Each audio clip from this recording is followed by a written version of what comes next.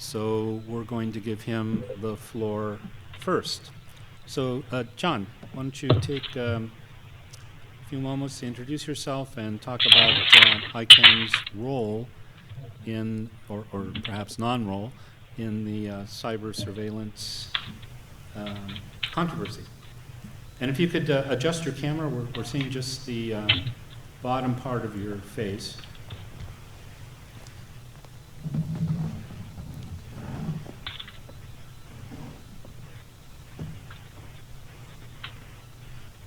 Just a quick note from Eric. The microphone is very muffled and very hard to hear. I think I can fix that. Is this better? Much better. Okay. Technology can be your friend. And actually, that was me. So, John, can you hear? I can now. Okay, you have the podium, the mic.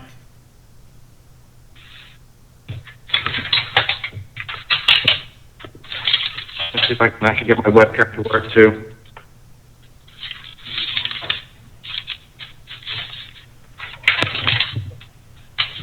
Okay. People, can you hear me? Yes. Thank you very much. Well, you went away. And Eric, I think it's on mute. So good morning, everybody. My name is John Crane. I'm the Chief SSR Officer at an organization called ICANN, the Internet Corporation for Assigned Names and Numbers. So I was asked to come and talk to you today about recent surveillance issues, surveillance on the network, and how it affects the mission of ICANN. So I think I'm actually the first because it's the last on the panel, so I think we've changed around a little bit. So I think everybody's aware that surveillance has become... Okay, I'm hearing a lot of background noise. Surveillance has become very prominent in the news lately, specifically in light of what Snowden has been saying and some of the discussions about what the US government has been doing around surveillance, specifically the NSA. So ICANN is a non-profit organization. We were founded during the Clinton administration. It is a follow-up to a process that's been in place for many years for administrating the identifiers of the internet, so domain names, IP addresses. So since about 99, we've been under contract to the NTIA, the National Telecommunications Agency, Information Agency, which is part of the Department of Commerce. The only real effect that the surveillance revelations have had is that the conversation changed slightly around how ICANN is held accountable. So since the foundation of ICANN, our accountability frameworks have been contracts with the US government and something we call an affirmation of commitment, which is really our commitment to the global community.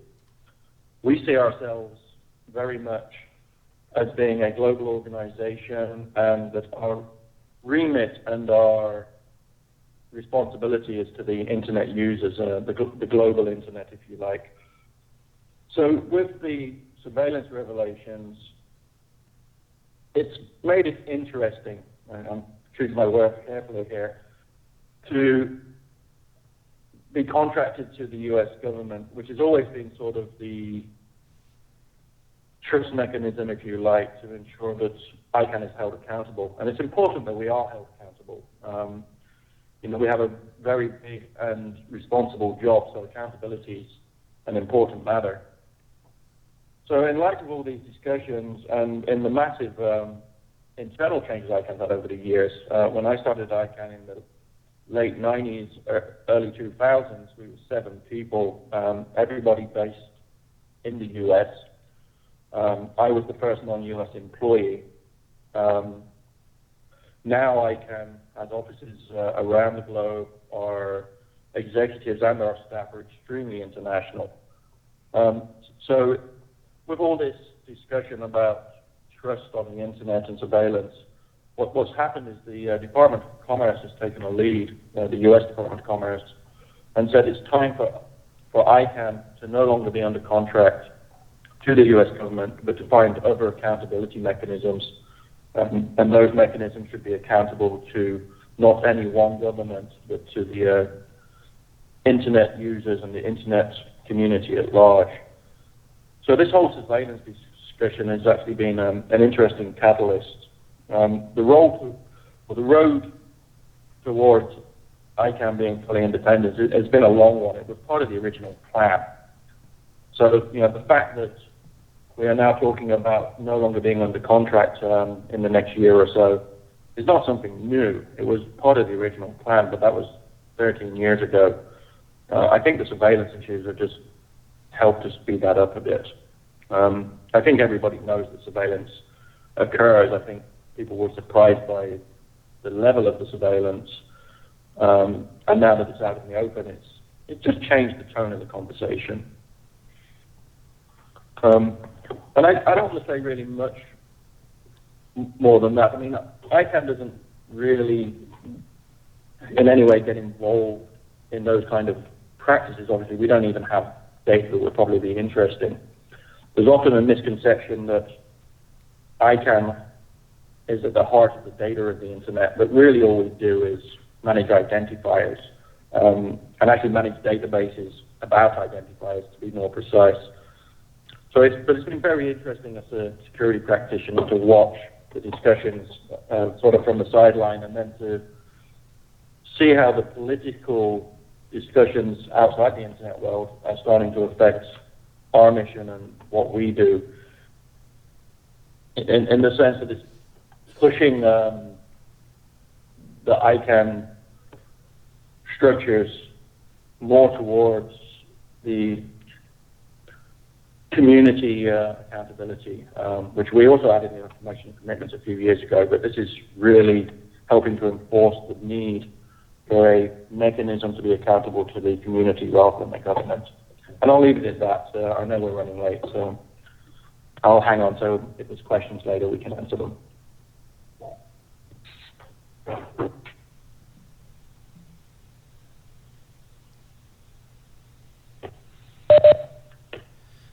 So, John, have there been any technical issues that ICANN has experienced because of the revelations? Oh, none whatsoever. I mean, ICANN really just manages databases. Obviously, the DNS TLD administrators have contracts with us, the people who are sort of the conduit to the users, the registrars have contacts with us, but we've not really been affected by this at all. It's not a technical issue in many senses. In many senses, it's a political issue.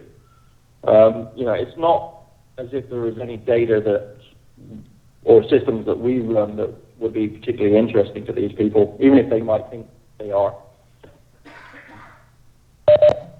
Do you think this will potentially complicate ICANN's multi-stakeholder approach because of various governments like Russia militating for more nation-state authority? So I think it's changed the conversation. I mean, if you look at things like Net Mundial, which is a discussion about areas of internet governance that ICANN doesn't really sit in, such as issues like this, I think if anything, it's pushed the conversation more towards the need for a multi-stakeholder process rather than governments per se. And if you look at the announcement from the NTIA, it's very clear that they want us to come with us being the community, to come with a proposal that is very much multi-stakeholder and absolutely not to be a purely governmental solution.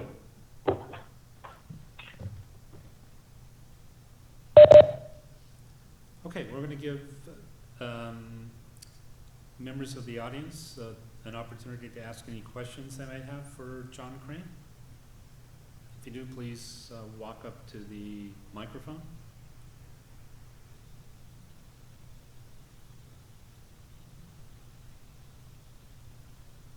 Ken, do you have any questions? No. Okay. So, John, I think we will let you go to your 11 o'clock appointment. That's okay. I've moved. I'll watch for a little bit. As soon as I have to go, I'll jump off. Thank you very much, everybody. Okay.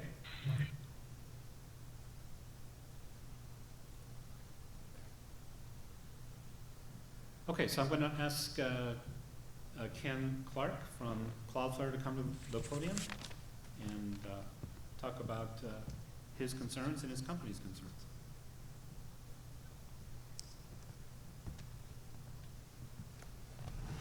Thank you. It's a great pleasure for me to be here, and I thank you Mike, for this warm invitation. I guess just a word about me. I am Ken Carter. I'm not sure who Ken Clark is. I'm sure he's a very lovely fellow, but he's not me. I'm in-house counsel at a company called Cloudflare, where I'm responsible for all legal, government affairs, and public policy issues before the company. As was mentioned earlier, my previous job was at Google. I worked with Vint Cerf. It was his job to invent the interplanetary internet. It was my job to get universal service funding for it.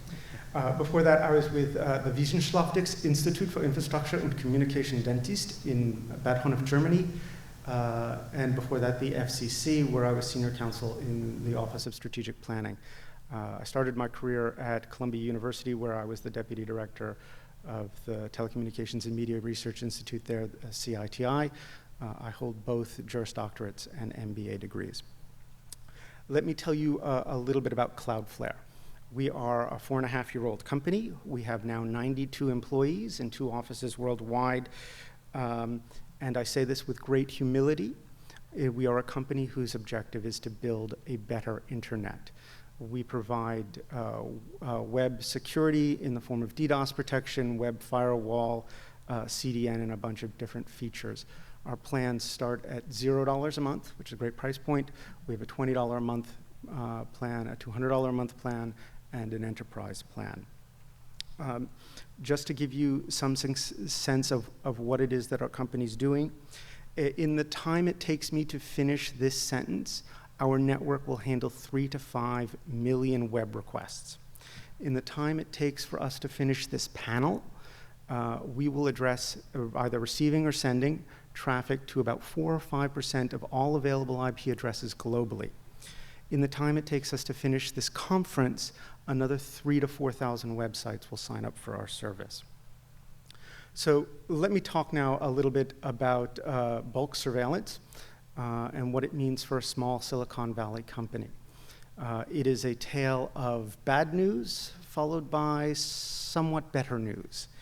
The Edward Snowden revelations from last year told us some things that we already knew, but pulled back the arras on the magnitude of the problem. For us, this has generated a definite headwind to our business. It's not killing the business, but it is a definite headwind, and we're taking steps to remediate. I can tell you that we've lost a certain number of companies that don't want to entrust their data to a US-based company. I can't tell you who they are, but I bet you that you've used their services. The sad irony here is that they're in fact wrong, that their data entrusted to a US company has greater judicial protections than data overseas. The NSA has very limited authority in this country, and a company like ours takes our customers' trust to be of paramount importance. We are in a security business. Trust is our stock in trade, and without it, we are out of business. So let me turn to some of the efforts that we do at Cloudflare to earn that trust, both on the customer side and both on the governmental side. We conduct a lot of outreach, such as my efforts here today. Our head of trust and safety was visiting the FBI on Monday. She gave a presentation on how to ask cloud companies for the appropriate data, what rules and procedures to follow, things to ask for, things to not ask for. There's a certain sense of resource constraints in government agencies today, that they just will use the wrong kind of subpoena, ask for stuff that we don't have, and then make us litigate. So there's been a lot of time conducting outreach and training with various law enforcement efforts. Earlier this year, Cloudflare published its first transparency report on governmental requests, and we presented all information related to subpoenas, warrants, things of that nature. And most notable in the report were certain assertions that we made. Cloudflare has never given away the SSL keys for our network or for our customers' networks. We have never installed law enforcement equipment in our network. We have never taken down a customer due to political pressure, and we've never provided law enforcement with a live feed from our network. We would never do these things, and if we were asked to do these things, be rest assured we would fight like hell, exhausting all, and I do mean all, judicial remedies. That said, I cannot guarantee that our upstream providers aren't doing the same. I cannot guarantee that they don't have listening devices. I cannot guarantee that our transit providers or our peers have been compromised in some way. So to mitigate that prospect, we've been doing a lot to button up security. We are, after all, a security company. For example, we were recently an important contributor to the patch for the heartbleed bug. That's hard to say. We were one of the trusted agents. We were never quite sure whether it was possible to get the private key using the heartbleed bug, and we set up a sort of capture the flag sort of game, and within about 8 hours, one of the participants in the game was able to get a trusted key. So it is technically possible for Heartbeat to be exploited to get a private key, a private encryption key. We've also turned up our encryption efforts. It's a long-range goal of the company to have SSL on by default and free for all customers. We now give our customers 4 options in terms of the SSL settings that they can turn on in their Cloudflare accounts, ranging from totally off to full end-to-end encryption and validated certificates. So let me start with some of the better. Let me turn now, I guess, to some of the better news. I'm going to tell you a highly redacted story, something that actually has started to reaffirm my faith in the system. A couple of weeks ago, we had a government agency come to us and say, you've got an evil website on your service. Well, with 5% of the internet and 2 million websites, there's probably more than one. They told us that they wanted to do certain things to monitor or listen to this website or interfere with it, I'm not sure. But they couldn't do that. Because to do that, they would have to defeat our network, and well, then we're in a hacking game. But they couldn't do that because we're a US-based company, and they didn't have the jurisdiction to. And they asked us quite kindly and politely and very friendly to consider taking the customer off our service. We explained that we wouldn't do that, and that that was in fact not in their interest for a variety of reasons. But we did say, come back to us with a court order, and the court order should ask for these things, those things, not these other things, and it should tell us to be quiet, and it should be a court order, not a subpoena. Otherwise, we have to notify the customer. If we take the customer down, they'll know that something's up and the game is over. So they were very respectful, and there was a great deal of honesty that went into this, and this is how to do this, but to respect the due process of law. The other thing that's happened this week is the markup for the USA Freedom Act.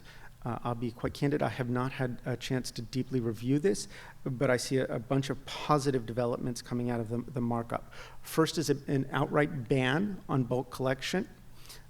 Second is greater flexibility in transparency reporting so that we can tell our customers what we actually do, the requests that we receive, how we handle them, what they can expect, how we are holding up our side of the bargain. The truth of the matter is that bulk collection is highly ineffective. It does very little to tell us about what the threats are. It's ripe for abuse. It empowers the delusions of leaders in other countries, and I'm not naming names, and it makes it harder for companies like us to do business worldwide. That said, Cloudflare does not suggest that spies shouldn't spy. That's their job. We're not surprised at it. We expect it. We appreciate it. We appreciate the fact that our government is out there looking to protect our lives, our families, and our interests. But that said, we cannot give up the due process of law. In the final analysis, the overarching policy question is not whether we can defend this country, but whether it's a country worth defending in the first place. I thank you for your attention, and I look forward to your questions.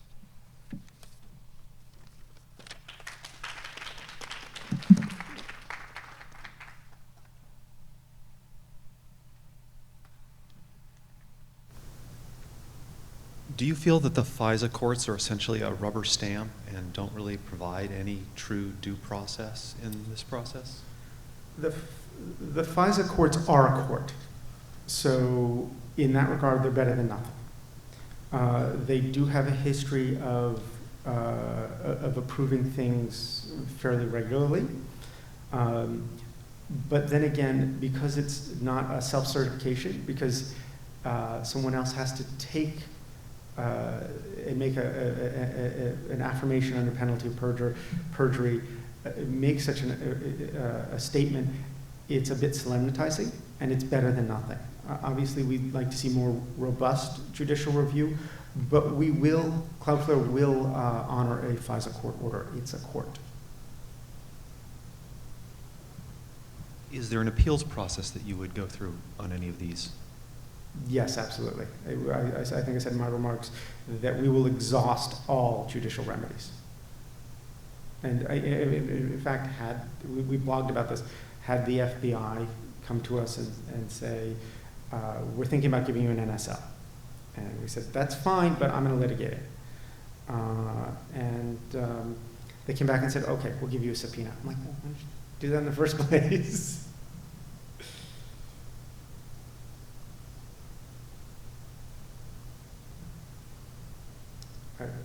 No other questions. I'll cede my time to the next speaker. Okay.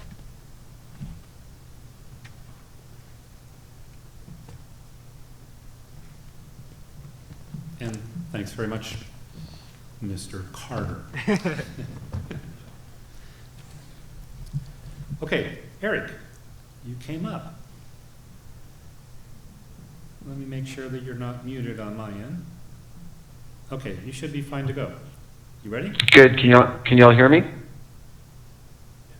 Yeah. Can you hear me overhead? Good. One more thing I request. Could you pass me the ball so I can do some screen sharing? Sure.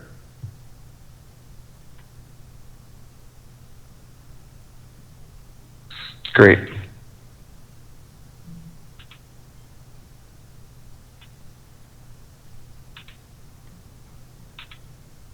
View. All right. Do you see something on the screen?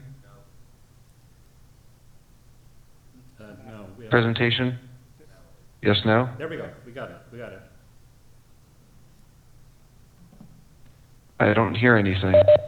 We've got it. Thank you. Oh, you do? Okay, great. So let me go back to view full screen. All right. So hi, my name is Eric Zegas. I work for Farsight Security. We're a spin-off of Internet Systems Consortium. Back when I worked back at ISC, we created something called the Security Information Exchange because there is a need in the industry to share telemetry data in real time because the criminals using the systems are taking advantage of the fact that there is a delay between the people or places where you can collect data about what they're doing and the people who have the smarts to actually make something useful out of them. What we created was something in the middle here called SIE, which is supposed to be a focal point between businesses, ISPs, security companies, law enforcement as well, for sharing security data in real time. And we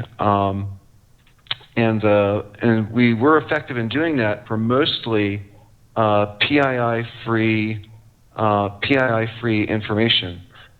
And what we're able to do with that is collect data from sensors on the internet. For example, what DNS requests are people looking at? What bots are talking to internet addresses that don't exist?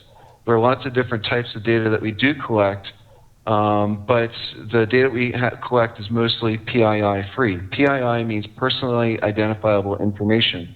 And laws across the world are vary a bit, but they share, the concept is generally the same, which is if I am using the internet, I expect my personal activity not to be recorded for law enforcement, for my government, for commercial use, unless I have somehow given informed consent to do so.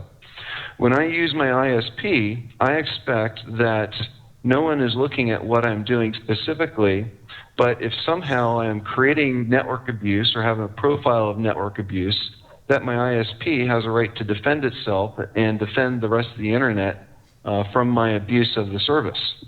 If I'm using an antivirus software, our antivirus software on my computer has access to potentially all of my keystrokes, everything that I store, all of my files, but we expect that by the time information about what's going on in my machine reaches the security companies or anyone else, that no one knows it's me, that there is a machine out there that happens to be infected by a particular malware, and it has this type of activity or signature, and something should be done about it. When you work at a company, some people might expect that what they do is private, but anything you do with company resources on company time is actually under the purview of the employer who provided it. But you don't expect that employer to give that data to the government or the FBI or other organizations. So you have some reasonable expectation of privacy for your ability to do your work. Now, there's sort of a threshold between what we have for what needs to be hidden with privacy and what is privacy free, and we're trying to basically enable frictionless information sharing for the PII-free information about where is the badness. And I made a presentation some time ago about why don't we share more in the security industry, and one of the largest reasons is that there are the barriers of privacy, and they're there for a reason, and they need to be respected. So there are certain things that products can do within an organization. People have firewall vendors or intrusion detection systems, which will, under the control of your system administrator or your IT security person, they will go ahead and take care of protecting you from threats on the internet. But you don't expect until we learn more about the pervasive monitoring done by the government, we don't really have an expectation that our internet service providers actually had taps in their network to actually monitor as much traffic as possible. For that, there is encryption. Everything that we need to do on the internet if you don't control the wire or the fiber, everyone is now waking up and saying, yeah, we need to encrypt everything. Between data centers where you expected that this is my fiber, my wire, yeah, we encrypt stuff. But there is still some good monitoring out there, and under the idea of informed consent, where people agree to be monitored. So, for example, people know that on some of their web email services, they know that that data is actually captured and used for various marketing purposes for some of the larger websites out there today. But if they are not uninformed, there are ethical issues there. So what I wanted to do is just share the end part of a presentation that I made, which shows kind of what informed consent is and where it lies, and what people need to be allowed to do. And I'm just going to go back into full screen mode there. Just give me a second.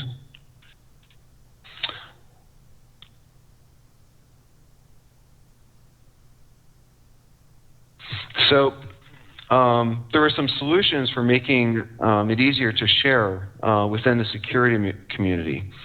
And there are places, particular computer emergency response centers, as well as organizations where trust has been built between the network and security administrators at security companies, at internet service providers. They generally have as was stated by our friend from Cloudflare, that trust is one of the things that we hold most valuable, and we are able to get things done because we respect each other, we respect our privacy, and the communities that we serve. We are trying to find ways to get things done more efficiently. One of the things that your ISP can do is they can monitor all of your activity on the internet. They have access to say that your computer is sending this data to some other site. Well, they do what's called where they look at the envelopes of your IP addresses. It's called net flow data, and the main use for that is that they will go and find out, hey, my customer here is talking to a machine that's known to host malware and is a command and control server for that malware and for that botnet. So that customer is likely to be infected. Well, they might not be able to tell, because it is their customer. They have a reasonable right to protect the privacy of their customer, that they don't know, or they're not allowed to share that information with the rest of the community. But knowing that you're an infected machine, that's useful information for the security industry, because someone wants to clean up that botnet. Some machines are actually hosts for botnets, and where they can't share your machine, if they detect that there's a botnet on someone else's network, then perhaps they can the other network, because the other network's machine is not their customer, might be able to tell the security community about the activity of that machine on someone else's network, because it is in the interest of protecting people on my network. So it was one concept that would that might help enable sharing of data, is that there's a responsibility to my customers, but not necessarily to the rest of the internet, or that I don't have a responsibility to the rest of the internet to protect my customers from badness. The antivirus companies, they put statements in there. I replaced the name of the antivirus vendor. I called it Avco, but I replaced their name in their end user license agreement with wording that they put in there, which is basically saying if there is information that is about badness or malware or other things on your computer, you may share this with other research organizations and software security vendors to help the rest of the community combat against the crime being committed and the botnets that are out there. And so this is good for the security community, because this is informed consent. you as a user of the software know that some data about the badness on your computer is being shared with others, and so that more effective things can be done. I think the users generally appreciate the work that the antivirus vendors are doing for them. The ISPs will have similar language added to their acceptable use policies. When you join an internet service provider or start using a service, you agree not to abuse the internet, but you may also agree to share information, and as long as it does not contain personally identifiable information. You expect it to be anonymized. You don't expect your ISP to go to the movie copyright companies and come back and say, oh, this is my user. This is my user who's doing the file sharing. No, they expect a bridge, which includes court orders and due process of law, before they give out information about their customers. But in an anonymized basis, making data available is a good thing. And the last thing that I would have is that computers don't have privacy rights. People do. So people's use of the computers should be protected by due process and law. When you have malware that's being run on your computer, talking to parts of the internet which don't exist, I at least have a personal premise that that behavior was not wanted by the user of the computer, and doesn't have any rights, and we should do things as much as we can to stop it. And with that, that's just a summary of some good types of monitoring that I believe are out on the internet. Others might agree or disagree, but I thought I'd at least share that as a counterpoint. I'm ready for questions. I was just getting the mic back. So are there questions from the audience? If so, could you please step up to the microphone? Okay, we have somebody coming up.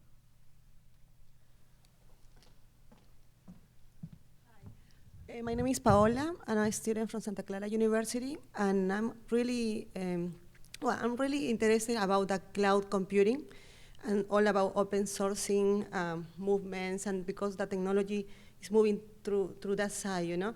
And I would like to know, a part of the encryptions that most of the companies have to ensure for the privacy and the data or information of their consumers, and because also the government in some way is required to be transparent in order to provide that privacy of all citizens, and citizens are starting to be alert, and choosing what company is doing what for their rights. So I wonder what is your approach in regarding the cloud computing that is extending and is expanding, a part of the encryption and the programs that you were mentioning.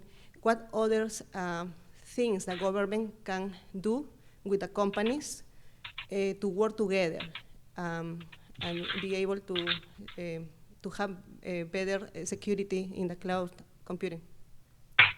So did you get that at all, Eric? It was very mumbled and muted. I couldn't hear it because the mic isn't. If you could repeat, I'd appreciate it. Yeah. Come up, Paula. Okay. Yes. I'll come up here. Oh. Okay.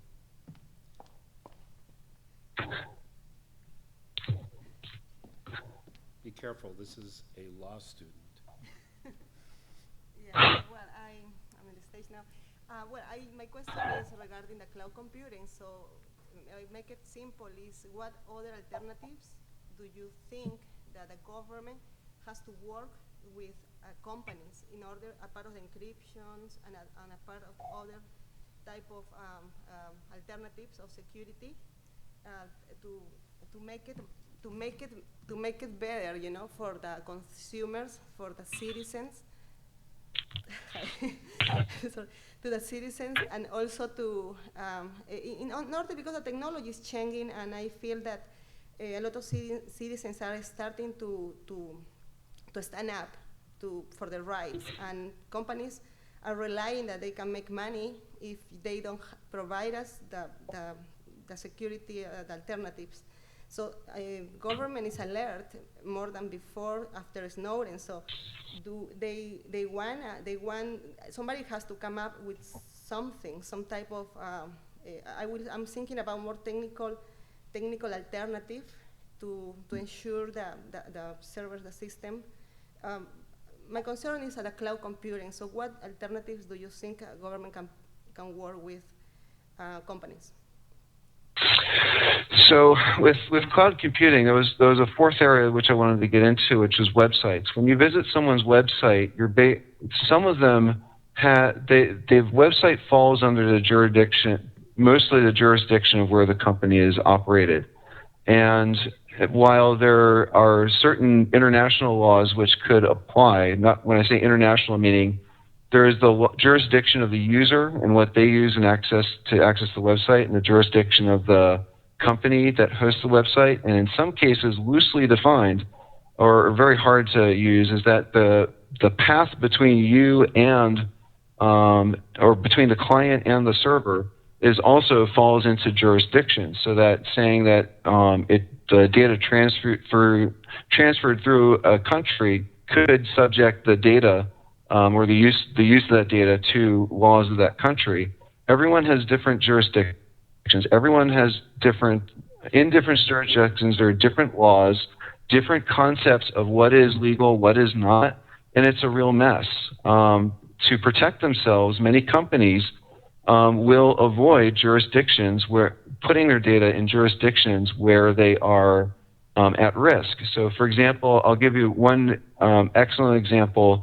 Is in the internet security community, we have a portal where the software is used for helping collaborate between security researchers.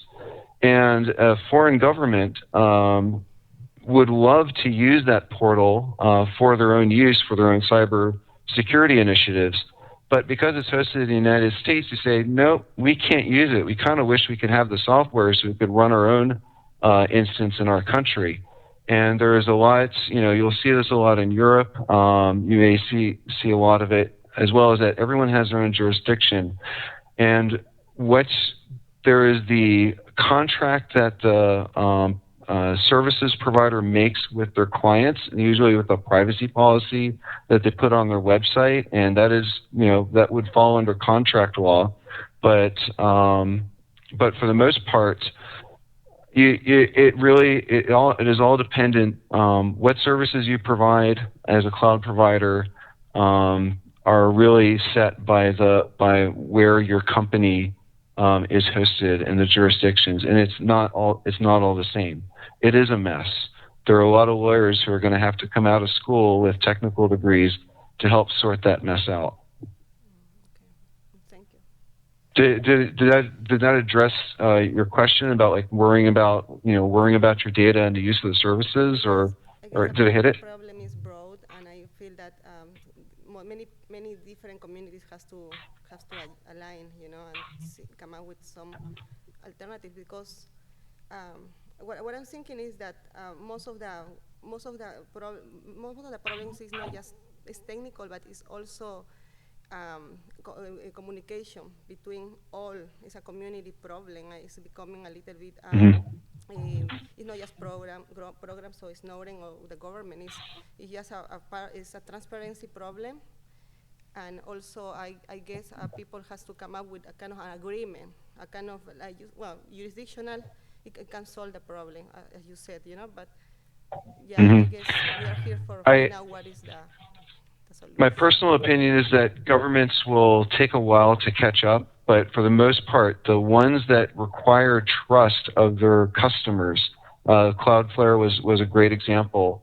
They will take the high road, and they will be zealous in protecting the rights of their users.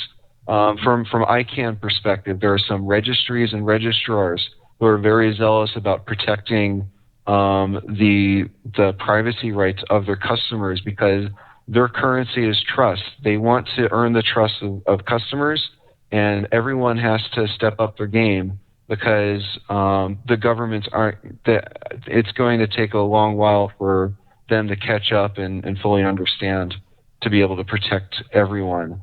So it really is, buyer beware. Everyone who uses a service on the internet, really look at the activities of your companies and the services that you're using. Thank you for your feedback, and I appreciate it. Thank you. Okay, Paul Brigner has a question from the webcast audience. You can try to speak into both of these. So there was one comment that relates to the previous discussion. It's from Peter Knight, and I can't remember exactly where he's at, but he's very remote. He says, Brazil's new Internet Bill of Rights says data of Brazilians is subject to Brazilian law wherever the data may go. So that's interesting. But we also had a question coming from the New York Internet Society chapter, and it says, how do tattletales differentiate bad actors from legitimate P2P traffic, etc.? Thank you. Did you get that? Yes. There are various markers or characteristics for how botnets behave. Sending a particular a piece of communication from to a particular port with a particular header information in it. There are signatures out there on a technical level. If you hear snort or bro, people have mapped out what is some of the badness that is going on the internet. And security analysts where they have access to it, say on a company firewall system, they may have access to deep packet inspection to be able to find exactly what are the signatures of this data. So if it is known that, I have one of those on my network, that's fine. But if you see that my computer is talking to another computer using that same protocol of that known type of malware, you know that you have that a bot on your network, but you also know that on someone else's network that you have that there is a bot at a particular IP address. And by the way, you should probably notify the IT team at the other network. And it's really, I suppose perhaps intent is brought into this, that there's a goodness in there and that you're trying to protect the internet and protect the network. Okay, thanks very much, Eric. We're actually about 5 minutes into the break. That was a really interesting and enlightening presentation. Any more questions from the audience? I think that was the last. Okay, thanks very much. We're going to end this discussion and go on a break. And I'd like to hang on, see parts of the conference later today. So if there's a way to keep me online, that's great. Great. Okay, bye-bye. Yeah, we'll be back at 11:35.